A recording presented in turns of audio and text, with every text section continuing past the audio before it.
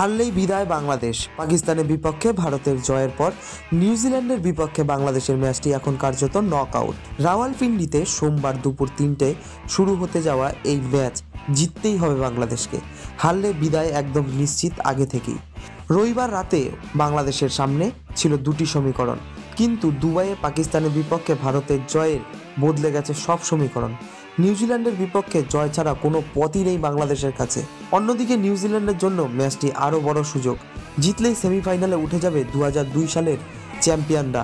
তাই এই ম্যাচে দুই দলের সামনে গুরুত্বপূর্ণ লক্ষ্য হতে চলেছে। বাংলাদেশ নিউজিল্যান্ডের ম্যাচে আরও একটি দল পরোক্ষভাবে জড়িয়ে আছে, তার নাম হলো পাকিস্তান। বাংলাদেশ হারলে তারা ছিটকে যাবে সেমিফাইনালের দৌড় থেকে।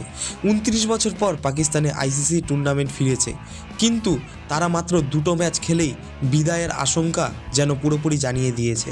রাওয়ালপিন্ডিতে পিচ ভালো, রান অনেক আসতে পারে, তবে বাংলাদেশকে সেই ধরনের ব্যাটিং করতে হবে।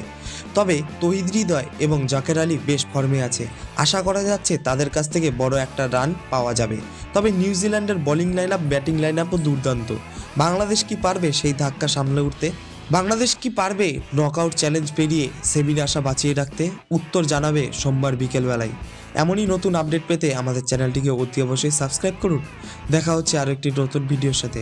এতক্ষণ আমাদের সাথে থাকার জন্য আপনাকে অসংখ্য ধন্যবাদ।